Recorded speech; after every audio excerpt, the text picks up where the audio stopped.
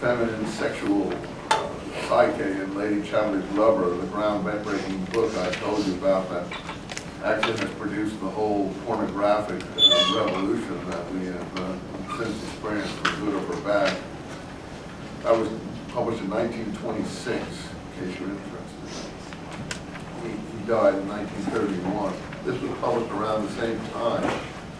So I think this was 1928 or so. So this is towards the end of his life when he himself is dying and probably isn't really functioning sexually because he has tuberculosis. He's had it since he was a very young man, still quite young, he's in his late 30s, early 40s. But when he died,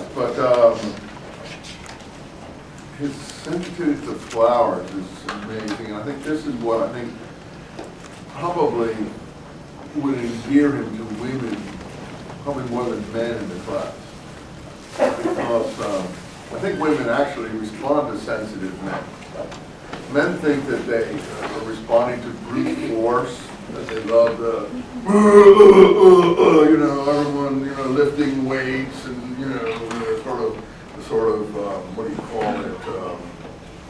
I can't give you what the mentality would be called. Kids used to tell me words that describe it, but I can't quite. Anyway, men sort of,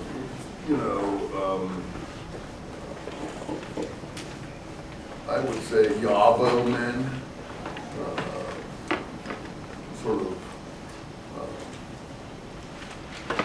I don't have the right word for it at the moment, it'll come to me. In any case, think that women like, all this sort of thing of force, muscles, maybe I can look at it and things, but actually I think what women like is a sensitive consciousness and a man who's going to respond to them in a sensitive and feeling way, someone who can identify with what they're feeling, someone who they can admire in terms not just of a physique, a personal body experience for 5 minutes, but someone whom they can actually enjoy spending time with.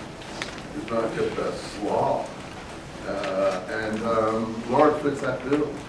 If you look at any of the people that we've met in this class, this term, even someone like Walt Whitman, I don't like to spend a lot of time with him. I think you get on your nerves, you say, oh God, get off me, you slob, stop, slobbering all over me and so on and so forth. I like you, you're a good guy, I understand that you mean well, but keep your distance from me, you're too smelly. But Lawrence would be probably the person who you'd most like to take a walk with, because you could learn so much. It was just a lively, entertaining walk that would be probably an unforgettable experience. But he would be the perfect, traveling companion, someone to spend time with. That's what I'm trying to say. I think women did like him, actually. I don't think he ran after women or anything like that. He wasn't like Bill Clinton or Jack Kennedy or something. I don't think he behaved like that. He was, I'm just using people that were familiar with their behavior patterns. No, he was, women sought his company in some way, because he was such a delicate yet strong person. He wasn't, he wasn't a weakling. Very strong but totally sensitive.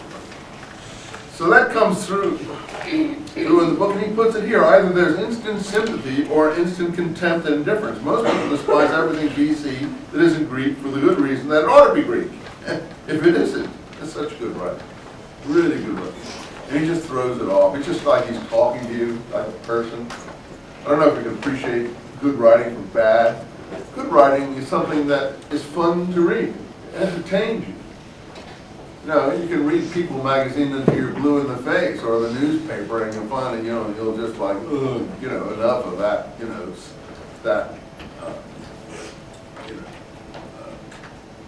trash or tripe if you want. But here's someone who really knows how to express himself, and you do it in a personal, human way. He doesn't use highfalutin words either. Most people despise everything BC that isn't Greek for the good reason that it ought to be Greek if it isn't. So Etruscan things are put down. They're already using a word that we're familiar with in America even today, and back then, as feeble Greco-Roman imitations. Anyway, as a great scientific historian like Mommsen, who was the maybe social scientist of his time, hardly allows Etruscans existed at all. And here he gets back to his lovely sarcasm. Their existence was antipathetic to him. That's a word we don't usually hear or use, but it's perfect. You know, what is antipathetic? It's the opposite of what? Sympathetic. You know, something is sympathetic to you or antipathetic to you.